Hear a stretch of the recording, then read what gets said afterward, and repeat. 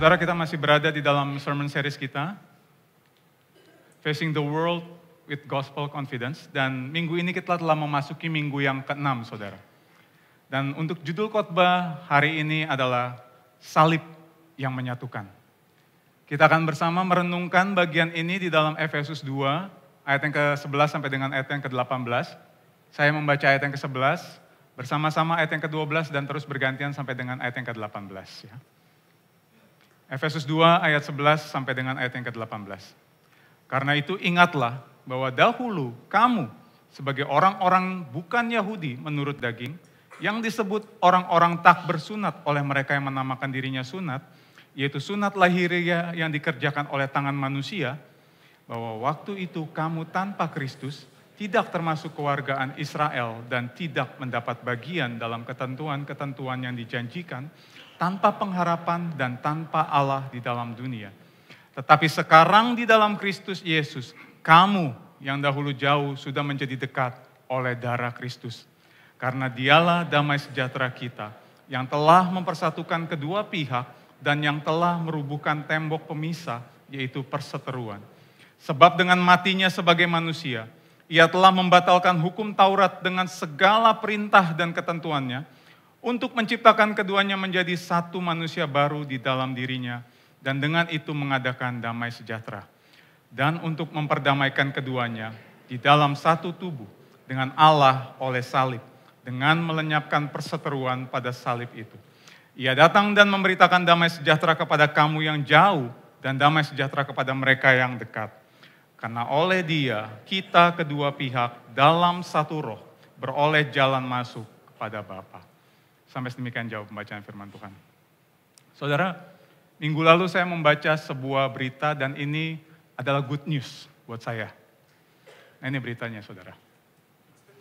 Mungkin ada dari beberapa saudara yang nggak terlalu relate, tapi bagi setiap saudara yang mungkin menyukai olahraga bola basket, berita ini sangat relate. Jadi ini adalah berita tentang perpindahan dua pemain ini, saudara. Luka Doncic yang sebelumnya bermain di Dallas Mavericks, pindah sekarang ke LA Lakers dan sebaliknya. Anthony Davis yang sebelumnya di Lakers pindah ke Dallas Mavericks, saudara. Nah, banyak penggemar basket yang kaget waktu mendengar berita ini minggu lalu. Ada yang senang, salah satunya saya, karena kepindahan Luka Doncic ke Lakers ini memberi kesempatan lebih besar bagi LA Lakers, tim yang saya sukai, untuk memiliki kesempatan lebih besar untuk juara NBA tahun ini. Ada yang senang, tapi ada juga yang gak senang. Salah satunya adalah rekan saya, Pastor Daniel, yang tadi pembawa perenungan katekismus, saudara. Waktu saya kasih tahu berita ini, saudara, dia kaget. Tapi dia nggak senang, saudara. Karena dia nggak menjagokan Lakers. Dia nggak suka sama Lakers. Dan mungkin asumsi saya dia nggak senang adalah, kalau Lakers tambah lebih jago lagi, maka tim favoritnya ada kemungkinan nggak bisa juara NBA. Makin berat gitu, saudara. Tapi nggak cuma itu, saudara. Setiap kali saya cerita tentang Lakers, betapa Lakers ini makin berkembang hari-hari ini gitu ya, makin jago gitu mereka tim ini, Pastor Daniel nggak setuju dan dia lebih cenderung merendahkan LA Lakers. Begitu juga sebaliknya, kalau Pastor Daniel cerita tim yang lain, saya juga merendahkan tim itu. Nggak setuju saya. Pokoknya Lakers gitu kan, buat saya. Nah itu persaingan yang terjadi antara kami berdua, saudara. Tapi saya tetap mengasihi Pastor Daniel. Dan saya berharap Pastor Daniel juga tetap mengasihi saya tentunya ya. Nah saudara, mungkin ada dari antara saudara yang juga memiliki pengalaman yang sama. Persaingan di dalam membela tim kesukaan. Ada yang mungkin dalam bidang sepak bola mungkin, bulu tangkis, tinju dan lain sebagainya. Nah saudara, yang saya ceritakan ini adalah contoh. Bagaimana kecenderungan manusia pada umumnya. Yang bisa memicu persaingan, saudara. Dan terkadang mengarah kepada merendahkan orang lain. Contohnya saya tadi, saking cintanya sama Lakers, yang lain tuh, ya saya nggak oke lah gitu menurut saya. Nah tapi saudara perhatikan, kecenderungan seperti ini sebenarnya muncul di dalam berbagai aspek di dalam kehidupan kita. Misalnya, di dalam dunia politik, kita seringkali membela partai atau calon yang kita dukung dengan mati-matian. Buat kita, siapa yang kita dukung itu, partai yang kita dukung itu yang paling baik, the best. Yang lainnya nggak baik. Begitu juga di dalam hal kesukuan atau etnis. Terkadang kita terjebak di dalam pemikiran bahwa suku kita lah yang paling baik. Etnis kita lah yang paling oke, bermartabat, yang lain nggak baik. Bahkan kita seringkali mengeneralisasi orang atau suku tertentu. Misalnya, kita mungkin mengeneralisasi suku tertentu sebagai orang-orang yang malas, kasar, nggak berpendidikan, dan sebagainya. Selain itu, di dalam dunia pekerjaan atau jabatan, kita juga sering melihat kecenderungan ini terjadi. Orang-orang yang memiliki jabatan yang tinggi cenderung untuk memandang rendah mereka yang jabatannya lebih rendah. Atau teman-teman yang sedang berkuliah saat ini, terkadang bisa merasa lebih superior karena memiliki prestasi yang lebih baik mungkin dibandingkan teman-teman yang lain. Nah, saudara, inilah yang terjadi di dunia yang kita hidupi saat ini. Kecenderungan untuk merasa diri superior sehingga cenderung untuk merendahkan orang lain. Hal ini seperti yang disampaikan oleh Timothy Keller di dalam khotbahnya tentang surat Efesus ini, saudara. Dia mengatakan, cara kita mendapatkan identitas dan harga diri kita adalah dengan mengambil apa yang baik tentang kita, mengangkatnya, lalu melihat kepada orang lain, dan menghakimi mereka yang tidak memiliki seperti yang kita miliki. Dan hal ini, saudara, sebenarnya sudah terjadi dari sejak zaman dahulu kala, yaitu sejak manusia jatuh ke dalam dosa. Akibat dosa, maka manusia cenderung berfokus kepada diri sendiri, untuk kepentingan diri sendiri, sehingga cenderung untuk merendahkan orang lain. Dan kalau mau jujur, contoh-contoh seperti yang saya sebutkan ini sebenarnya nggak hanya terjadi di luar, saudara. Tapi bisa juga terjadi di gereja, di dalam diri orang percaya. Di dalam surat Paulus tadi yang kita baca, kita melihat kecenderungan ini juga terjadi di dalam kehidupan jemaat. Khususnya orang-orang Yahudi dengan orang non-Yahudi. Orang non-Yahudi ini adalah mayoritas orang-orang Yunani ya saudara, karena Efesus adalah kota yang ada di Yunani. Nah, oleh sebab itu saudara, salah satu tujuan Paulus menuliskan surat ini adalah untuk menegaskan kembali akan siapa mereka dan apa kehendak Tuhan atas mereka sebagai umat yang telah ditebus. Di bagian ini Paulus secara spesifik berbicara kepada orang non-Yahudi, saudara, yang mayoritas orang Yunani itu. Jadi di ayat 11, Paulus menyebut orang non-Yahudi dengan sebutan orang tak bersunat, dan dia menyebut orang Yahudi dengan sebutan orang bersunat. Jadi pada masa itu perselisihan antara orang Yahudi dan orang non-Yahudi ini memang sangat jelas terlihat, saudara. Masing-masing meninggikan diri mereka. Orang Yahudi begitu bangga karena mereka merasa sebagai umat pilihan Tuhan. Dan mereka menyebut diri mereka orang bersunat, orang yang menaati hukum Tuhan. Dan mereka menyebut orang non-Yahudi sebagai orang tidak bersunat. Atau istilahnya orang kafir, karena tidak mengikuti hukum Tuhan. Nah, R. Kent Hughes berdasarkan sejarah yang ada, dia menuliskan perselisihan yang terjadi itu seperti ini. Orang Yahudi percaya kalau orang-orang non-Yahudi diciptakan sebagai bahan bakar untuk mengobarkan api neraka. Sebaliknya, orang-orang non-Yahudi, dalam hal ini orang Yunani, memiliki kebencian kepada orang-orang yang tidak seperti mereka. Jadi sama aja sebenarnya saudara. Mereka juga merendahkan orang-orang yang berada di luar ras mereka dan mengatakan orang-orang itu sebagai orang-orang barbar. Julukan yang diberikan orang Yunani kepada orang-orang yang di luar ras mereka. Jadi perseteruan, diskriminasi seperti ini sudah terjadi dari sejak zaman dahulu. Kemudian sewaktu Paulus menyebut orang non-Yahudi orang tidak bersunat dan orang Yahudi orang bersunat, Paulus sebenarnya tidak sedang bermaksud menempatkan orang non-Yahudi lebih rendah dari orang Yahudi karena Paulus orang Yahudi. Enggak. Di ayat 11 ini Paulus tidak sedang bermaksud melakukan itu. Namun yang Paulus lakukan adalah dia sedang menyampaikan sebuah realita tentang siapa mereka dulu. Dan sewaktu dia menyebut orang Yahudi dengan sebutan orang bersunat, Paulus ingin menegaskan bahwa orang-orang Yahudi itu yang melakukan hukum itu dan mengatakan diri mereka bersunat, sebenarnya juga enggak kebenaran dengan apa yang mereka banggakan itu. Karena kalau kita lihat di Alkitab versi yang lain di dalam terjemahan sederhana Indonesia, ayat 11 itu berbunyi seperti ini. Saudara-saudari yang bukan Yahudi, ingatlah keadaanmu sebelum mengenal Kristus. Kalian memang disebut orang yang tidak bersunat oleh orang Yahudi. Dan mereka menyebut diri mereka orang bersunat. Mereka bangga karena sudah mengikuti adat sunat, Walaupun itu hanya tanda yang dilakukan oleh manusia pada tubuh jasmani saja. Sunat tidak bisa membuat hidupmu berubah. Jadi sekali lagi Paulus tidak sedang membela siapa-siapa di ayat 11 ini. Dia sedang mengungkapkan sebuah realita. Nah, kemudian di ayat 11 tadi di bagian awal Paulus ingin para pembacanya jemaat Efesus untuk mengingat. Mengingat apa? Paulus tidak sedang meminta mereka untuk bernostalgia, saudara. Karena kalau nostalgia adalah untuk mengingat atau mengenang hal-hal yang indah yang terjadi beberapa waktu sebelumnya, saudara. Dan kebanyakan dari kita di tempat ini juga mungkin senang bernostalgia, bukan? Ada yang mungkin senang bernostalgia dengan cara melihat foto-foto atau video-video lama. Ada yang senang bernostalgia dengan mendengarkan musik-musik jadul atau tembang kenangan, seperti saya. Dan mungkin ada yang suka berbagi cerita masa lalu, mengenang masa lalu, bernostalgia. Tapi bukan itu maksud Paulus untuk mereka mengingat pada bagian ini. Tapi Paulus ingin jemaat Efesus mengingat akan keadaan kelam mereka dulu. Sebelum mereka mengenal Yesus. Dan keadaan mereka saat ini. Saat Kristus telah menyelamatkan mereka. Nah, kita lihat kembali di bagian awal kedua ayat ini. Bagaimana keadaan jemaat Efesus di luar Kristus yang juga mewakili keadaan kita sewaktu di luar Kristus.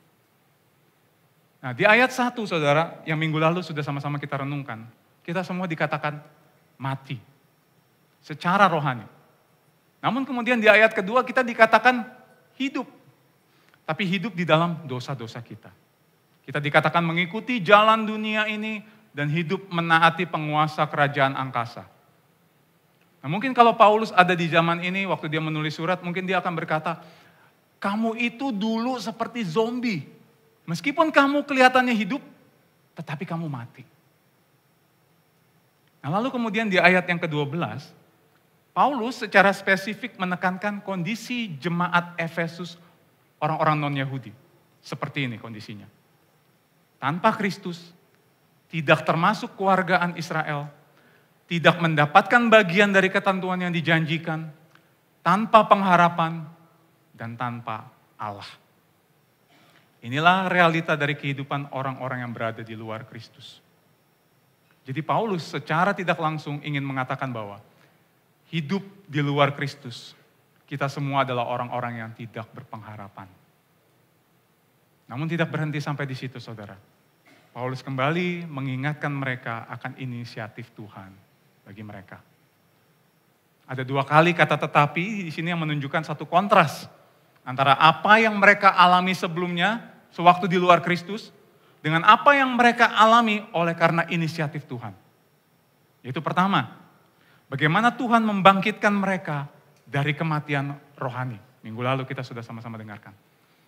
Dan kemudian di ayat ke-13, Paulus secara spesifik mengatakan kepada orang-orang non-Yahudi, tetapi sekarang di dalam Kristus, kamu yang dahulu jauh, sudah menjadi dekat oleh darah Kristus. Jadi di bagian ini, Paulus seolah ingin menekankan seperti ini. Hai jemaat Efesus, ingat ini. Dulu hidupmu sewaktu di luar Kristus itu hopeless. Kamu itu menyedihkan, kamu itu gak ada harapan sama sekali. Namun sekarang, karena apa yang Kristus lakukan bagi kamu, kamu yang tadinya gak ada harapan, hopeless, kini memiliki pengharapan kekal. Hopeful. Inilah yang Paulus mau untuk mereka ingat. Yaitu kondisi mereka sebelumnya yang sangat suram, yang sangat kelam, dan bagaimana mereka sekarang setelah apa yang Kristus lakukan. Paulus ingin mereka mengingat, agar setelah menyadari akan hal tersebut, mereka dapat hidup dengan ucapan syukur yang besar kepada Tuhan. Dan ini juga yang sebenarnya menjadi bagian dari setiap kita orang percaya. Sama seperti jemaat Efesus. Kita dahulu adalah orang-orang yang gak berpengharapan. Orang-orang yang hopeless. Namun karena apa yang Kristus lakukan bagi kita. Maka kita menjadi orang-orang yang memiliki pengharapan kekal. Hopeful. Dan dengan mengingat akan hal ini. Sudah sepantasnya yang keluar dari hati kita adalah grateful. Kita mengucap syukur untuk kebaikannya dalam hidup kita. Nah kemudian kembali ke ayat 11 saudara. Pada waktu Paulus mengatakan ingatlah. Di dalam bahasa aslinya bisa diartikan sesuatu yang dilakukan tidak hanya sekali, saudara. Artinya apa? Artinya Paulus ingin jemaat Efesus dan kita semua tidak hanya mengingat sekali waktu dan lewat begitu saja. Tapi Paulus mau untuk kita terus mengingat akan hal ini. Pertanyaannya, mengapa Paulus ingin mereka, orang-orang Efesus itu dan juga kita untuk terus mengingat akan hal ini? Jawabannya karena kita manusia mudah lupa, saudara. Seperti katekismus tadi yang kita renungkan. Kita manusia seringkali lupa. Waktu keadaan kita baik, kita bisa lupa Tuhan. Karena apa?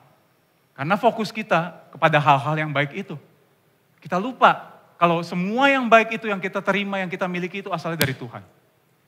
Sebaliknya, waktu keadaan buruk, waktu keadaan gak baik, kita bisa lupa semua kebaikan Tuhan seketika itu juga. Karena apa? Karena fokus kita kepada masalah atau pergumulan yang sedang kita hadapi. Manusia cenderung seperti itu kalau kita mau jujur. Nah, namun saudara, akibat dosa, ada satu hal lagi yang sangat penting yang harus kita waspadai. Yaitu hati yang tidak bersyukur dan tidak tahu berterima kasih.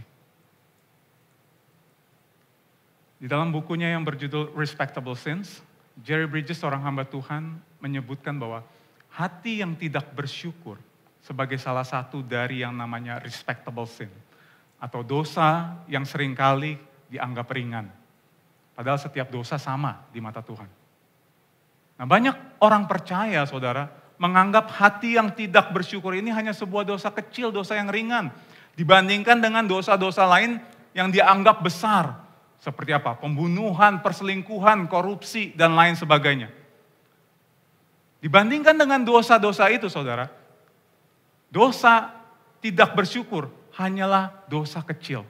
Bahkan ada yang menganggap itu bukan dosa, sehingga banyak yang mengabaikannya. Kita dapat melihat itu di dalam kehidupan bangsa Israel, saudara. Kalau saudara ingat cerita bangsa Israel pada waktu mereka keluar dari tanah Mesir menuju ke tanah perjanjian, Tuhan menolong mereka melalui mujizat. Tuhan menunjukkan di depan mata kepala mereka sendiri. Mujizat 10 tulah yang Tuhan nyatakan. Tidak hanya itu, pada waktu mereka berjalan, Tuhan menunjukkan lagi mujizat. Tuhan membelah laut Teberau, sehingga bangsa Israel dapat menyeberang di dalam keadaan kering. Tuhan menunjukkan penyertaannya dengan kehadirannya melalui tiang api dan tiang awan. Tapi pada waktu mereka kelaparan di padang gurun, pada waktu mereka kehausan di padang gurun, dengan cepatnya mereka bersungut-sungut sama Tuhan. Mereka marah sama Tuhan. Mereka merasa berhak mendapatkan kebaikan Tuhan. Satu lagi contoh. Kalau saudara membaca Injil Lukas 17, di sana ada kisah tentang Yesus yang menyembuhkan 10 orang kusta. Mungkin beberapa dari saudara pernah membaca kisah ini. Jadi pada waktu itu Yesus sedang berjalan bersama murid-muridnya. Dari jauh ada 10 orang kusta, mereka berteriak kepada Yesus, "Yesus, Guru, kasihanilah kami. Yesus, Guru, kasihanilah kami." Dan singkat cerita, Yesus menyembuhkan mereka semua. Tapi saudara tahu berapa yang kembali untuk berterima kasih? 1 orang, saudara. Dan itu dikatakan orang Samaria. Sementara 9 orang lainnya kemungkinan adalah orang-orang Yahudi. Orang-orang yang dikatakan miliknya Tuhan. Umat kepunyaan Tuhan. Tapi mereka tidak kembali untuk berterima kasih, saudara. Saudara, dari kedua contoh ini kita dapat melihat sebenarnya bahwa yang mereka alami itu sepertinya bukan lupa, saudara. Tapi tidak tahu berterima kasih. Karena apa? Kejadian yang mereka alami itu enggak terjadi puluhan tahun yang lalu. Tapi yang baru terjadi adalah sekian hari mungkin. Sekian waktu. Bukan kejadian yang sudah lama berlalu. Jadi mereka nggak mungkin lupa. Dan satu lagi, saudara. Sepertinya mereka nggak akan mungkin lupa karena apa? Karena kejadian yang mereka alami itu bukan kejadian biasa. Tetapi itu adalah kejadian yang spektakuler. Mujizat yang mereka alami. Jadi mereka tidak berterima kasih kepada Tuhan dan justru bersungut-sungut. Karena mereka merasa berhak, merasa pantas untuk mendapatkan kebaikan Tuhan. John Calvin mengatakan seperti ini. Kita seringkali lupa untuk mengingat dan menghargai kasih karunia Tuhan dalam hidup kita. Setiap hal yang Tuhan berikan kepada kita menjadi tidak berarti jika kita tidak cepat dan aktif dalam mengucapkan syukur. Nah, oleh sebab itu saudara, Paulus ingin kita semua, baik jemaat Efesus dulu maupun kita sekarang, untuk terus mengingat siapa kita di luar Kristus dan apa yang Kristus telah lakukan bagi kita. Kita perlu terus mengingat bahwa kita ini adalah orang-orang yang dulunya jauh. Sekarang bisa menjadi dekat dengan Tuhan hanya oleh darah Kristus.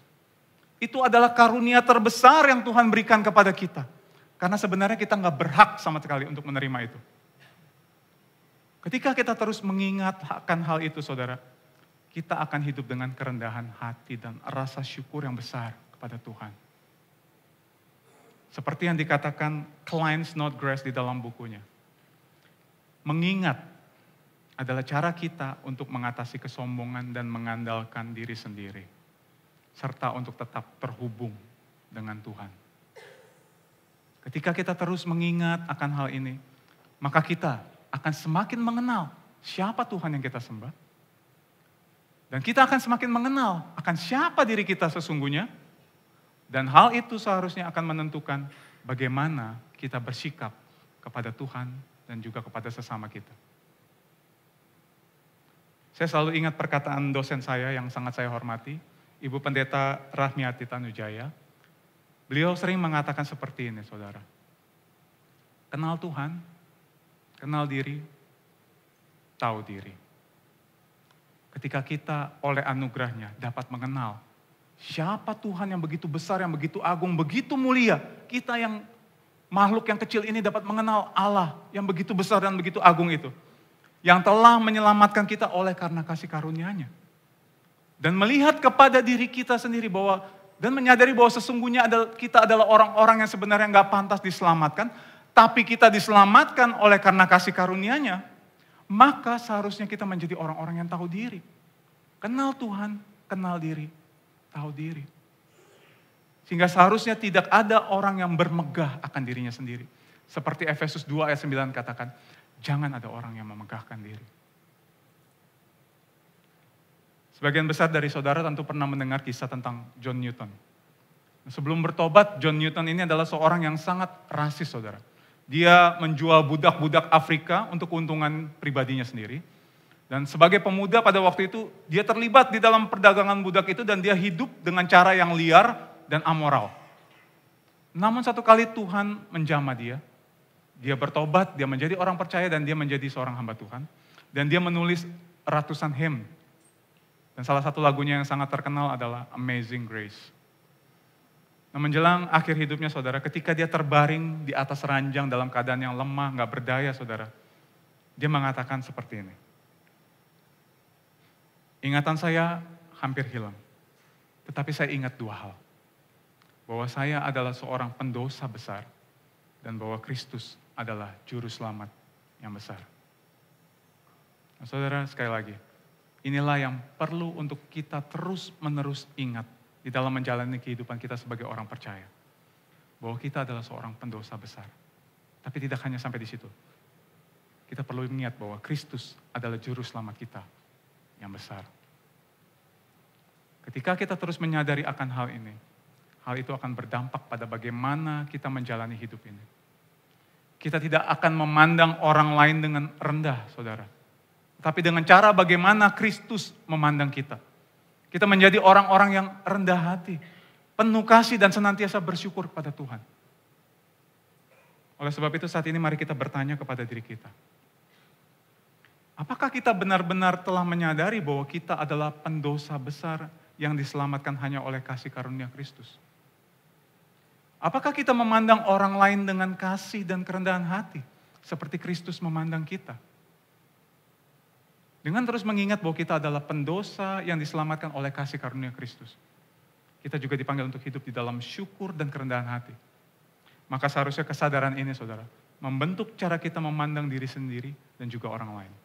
Serta mencerminkan kasih Kristus di dalam hidup kita.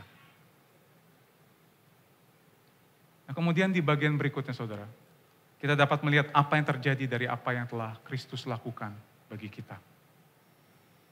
Kalau kita kembali di ayat 13 tadi, saudara, kita melihat bagaimana orang-orang non-Yahudi yang tadinya dikatakan jauh, kini telah menjadi dekat. Nah, hal ini berbicara tentang relasi mereka dengan Tuhan.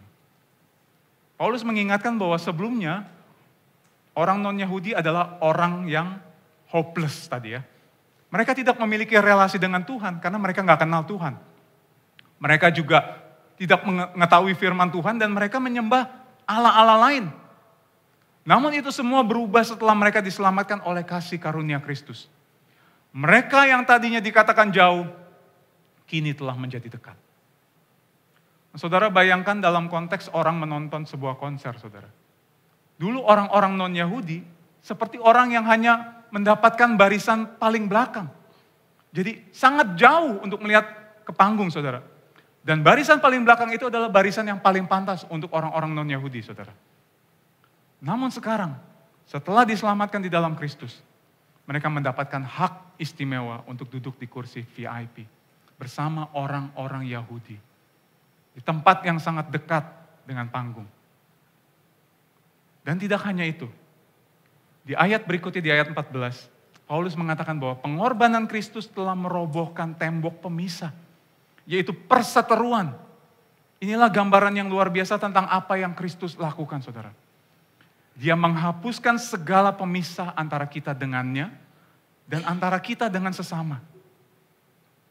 Paulus di bagian ini juga tidak lagi mengatakan kamu, tetapi kita, yang menunjukkan bahwa di dalam Kristus, orang Yahudi dan non-Yahudi sekarang dipersatukan sebagai satu umat. Kristus menghapuskan tembok penghalang yang membuat kita terpisah satu sama lain. Pada waktu Paulus mengatakan tembok pemisah atau tembok penghalang, saudara, ada kemungkinan Paulus sedang memikirkan tentang tembok penghalang yang ada di bait suci yang dibuat oleh Raja Herodes, yang memisahkan antara orang Yahudi dan orang non-Yahudi. Kira-kira seperti ini gambarnya, saudara. Gentiles itu orang non-Yahudi, mereka berada di paling luar. Jadi orang non-Yahudi pada waktu itu, mereka hanya bisa berada di pelataran paling luar, paling jauh dari tempat yang paling suci itu. Bahkan pada abad 19 dan abad 20 ditemukan sebuah prasasti, saudara, yang bertuliskan seperti ini. Tidak seorang pun orang asing boleh memasuki pembatas di sekitar tempat suci. Siapapun yang tertangkap akan menanggung akibatnya. Jadi pada waktu itu memang orang percaya non-Yahudi, saudara, tetap menjadi orang-orang yang dianggap rendah, orang-orang yang terpinggirkan, diabaikan, saudara, dibandingkan dengan orang Yahudi. Nah, bayangkan, saudara, bagaimana rasanya terpisah, diabaikan, tertolak. Nggak ada kesempatan untuk mendekat. Rasa tertolak itu sepertinya nggak bisa dihindarkan. Dan saya rasa beberapa dari kita mungkin pernah mengalami nggak enaknya rasa tertolak. Mungkin di dunia kerja, mungkin dalam pertemanan, atau mungkin di kalangan orang percaya. Rasanya sangat tidak menyenangkan. Waktu SMP, saudara, saya suka basket dari SMP, dan saya ingin banget bisa masuk di dalam tim kelas saya. Tim kelas, saudara, bukan tim sekolah. Buat saya untuk bisa masuk tim kelas saya udah syukur-syukur banget, saudara. Dan biasanya kan pada waktu itu juga ada pertandingan antar kelas, sering ada pertandingan antar kelas. Jadi sebelum bertanding, biasanya kami yang laki-laki yang suka basket, kami tuh berdiri melingkar, dan teman-teman yang jago, mereka yang milih. Lu. Dan seperti biasa saya dipilih paling terakhir, saudara. Tapi mereka memberi saya semangat. Tenang, Rick, lu tuh pemain andalan kita. Gitu. Jadi seperti ini, saudara. Pada waktu tim kami sudah menang banyak, saya baru diandalkan, saya baru main. Pada waktu pertandingan hampir selesai, saya baru diandalkan. Saya baru tahu itu pemain andalan. Dan sebenarnya, saudara, pada waktu itu memang saya harus akui saya belum bisa terlalu main basket.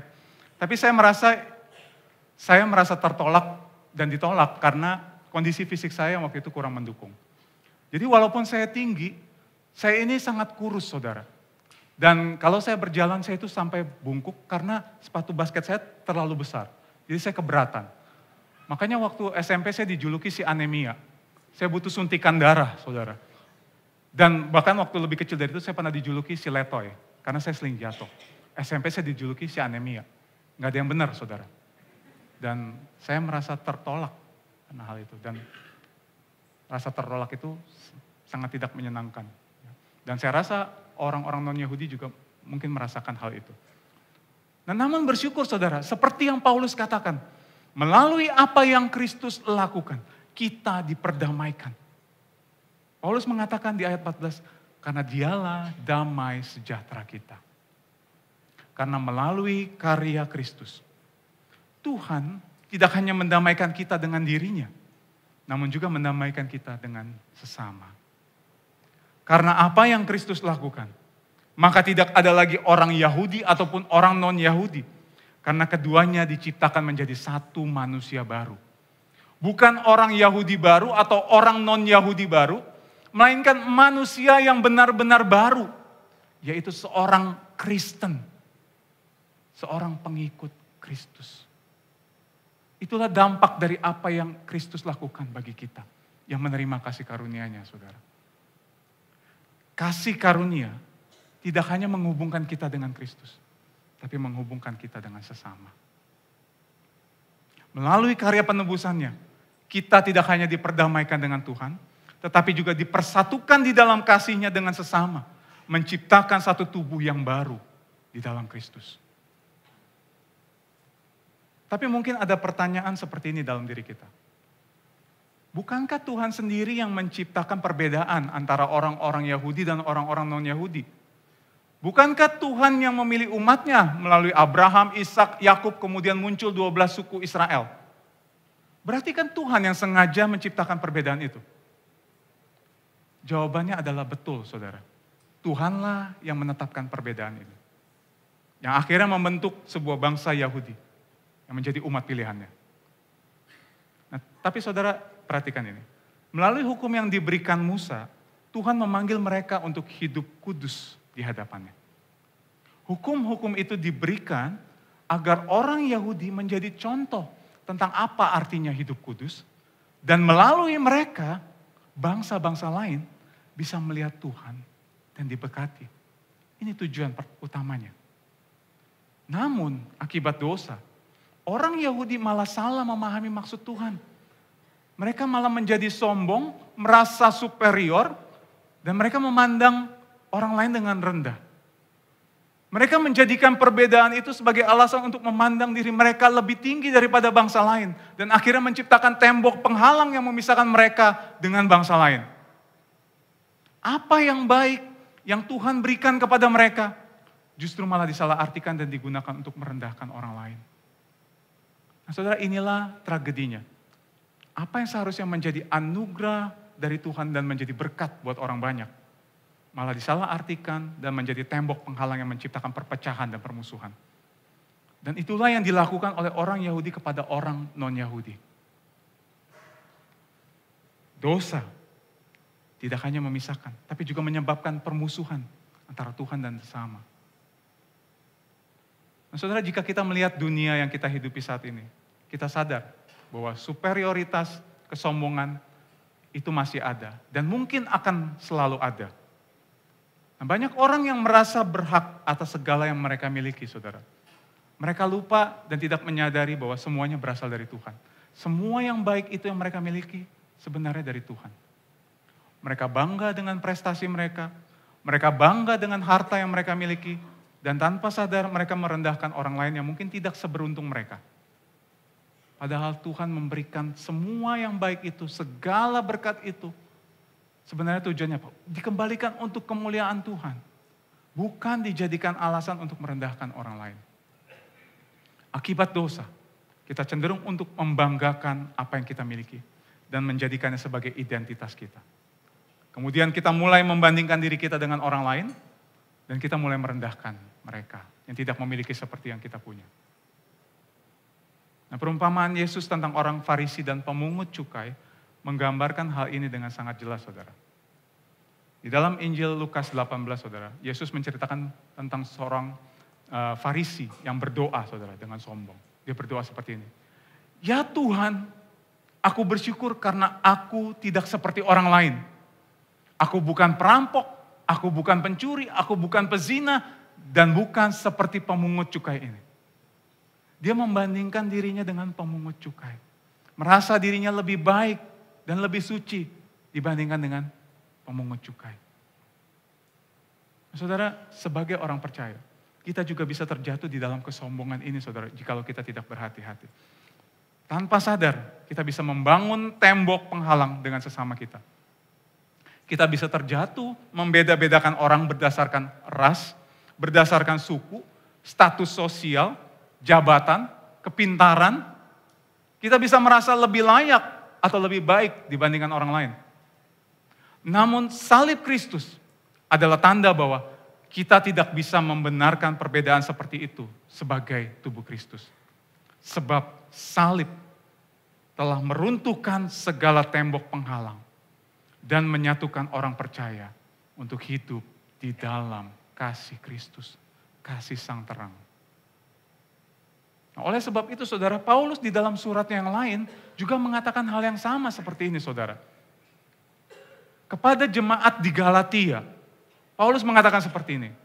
Dalam hal ini tidak ada orang Yahudi atau orang Yunani, tidak ada hamba atau orang merdeka, tidak ada laki-laki atau perempuan, karena kamu semua adalah satu di dalam Kristus. Kemudian kepada jemaat di Kolose, Paulus juga mengatakan hal yang sama. Dalam hal ini tiada lagi orang Yunani atau orang Yahudi, orang bersunat atau tak bersunat, orang barbar atau orang skit, budak atau orang merdeka, tetapi Kristus adalah semua dan di dalam segala sesuatu. Nah, saudara, di gereja ini salah satu yang sangat kita hargai dan rayakan adalah keberagaman, diversity. Karena kita menyadari bahwa keberagaman bukanlah hal yang harus kita takutkan, saudara. Melainkan harus dirayakan sebagai bagian dari karya Kristus yang menyatukan. Keberagaman adalah kesempatan untuk merayakan kesatuan yang kita miliki di dalam Kristus. Bahwa kita semua dipersatukan oleh kasih-Nya yang melampaui segala perbedaan itu. Hal ini juga mengingatkan kita akan pengharapan kita di surga nanti, suatu saat nanti saudara. Di mana tidak akan ada lagi perbedaan yang memisahkan kita. Oleh sebab itu saudara, mari saat ini sekali lagi kita bertanya kepada diri kita masing-masing. Bagaimana identitas kita di dalam Kristus memengaruhi cara kita berinteraksi dengan orang lain? Apakah kita melihat orang lain sebagai bagian dari satu tubuh Kristus? Ataukah kita masih terjebak pada identitas duniawi yang membedakan dan memisahkan? Saudara, melalui salib, kita dipanggil untuk meruntuhkan tembok penghalang dalam kehidupan kita. Kristus telah memberikan kita identitas baru, yang tidak didasarkan pada apa atau siapa kita menurut pandangan dunia, tetapi pada siapa kita di dalam Dia. Di dalam Kristus, setiap kita orang percaya adalah satu, seorang Kristen. Dan tidak ada lagi perbedaan yang memisahkan kita. Karena pada bagian berikutnya saudara, kita akan melihat bagaimana karya Yesus menyelesaikan segala sesuatunya dengan sempurna. Pada ayat ke-17 saudara, Paulus menjelaskan bahwa Yesus datang untuk memberitakan damai sejahtera kepada orang non-Yahudi yang jauh tadi, dan kepada orang Yahudi yang dekat. Nah, apa maksudnya saudara? Saudara, orang non-Yahudi, mereka adalah orang-orang yang tidak memiliki hukum Tuhan. Mereka tidak tahu hukum Tuhan. Mereka tidak memiliki firman Tuhan. Mereka hidup dengan menyembah banyak dewa, dan mereka hidup di dalam kemerosotan moral. Sudah jelas, mereka terhilang, dan mereka butuh akan keselamatan. Mereka membutuhkan damai sejahtera Kristus. Nah, bagaimana dengan orang Yahudi? Mengapa Paulus mengatakan bahwa damai sejahtera itu juga untuk mereka? Bukankah mereka adalah orang Israel asli, umat pilihan Tuhan? Dan bukankah memang sudah sepantasnya mereka mendapatkan kemurahan Tuhan itu karena mereka umat pilihan Tuhan? Itu yang mungkin dipikirkan oleh orang Yahudi. Tapi Paulus ingin menegaskan bahwa mereka sebenarnya juga membutuhkan keselamatan yang sama. Sama seperti orang non-Yahudi. Saudara, kalau kita membaca Alkitab, kita akan mengetahui akan hal itu. Kita tahu bahwa orang Yahudi yang merasa dekat ini, seringkali merasa diri mereka paling baik dan paling benar. Mereka percaya bahwa Karena mereka adalah umat Tuhan dan mengikuti hukum Musa dengan taat, mereka merasa sudah berada di dalam hubungan yang benar dengan Tuhan. Namun saudara, meskipun mereka mengikuti hukum itu dengan taat, dengan setia, mereka tetap terpisah dari Tuhan. Karena mereka menjadikan hukum itu segalanya bagi hidup mereka. Mereka merasa dengan melakukan hukum itu, mereka menjadi dekat sama Tuhan, dan Tuhan menerima di mereka dan mengasihi mereka. Motif yang keliru. Hal ini seumpama mereka, orang-orang Yahudi itu, merasa sudah berada di dalam rumah. Padahal sesungguhnya mereka masih berada di luar rumah, saudara. Sehingga di sini Paulus ingin menegaskan bahwa yang membutuhkan Injil keselamatan bukan hanya orang-orang non-Yahudi yang jauh, tetapi juga orang-orang Yahudi yang dikatakan dekat. Keduanya perlu mengalami kebenaran ini. Keduanya perlu mengalami damai sejahtera Kristus.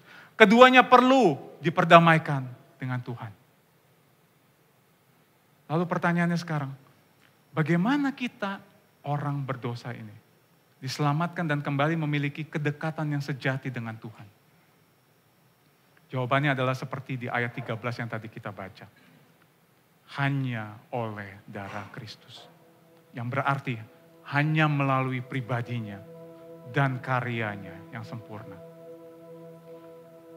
Saudara, ketika kita kembali membaca Alkitab dan kita melihat ke dalam kisah awal penciptaan saudara, kita melihat hubungan yang begitu dekat, hubungan yang begitu intim antara Tuhan dengan manusia.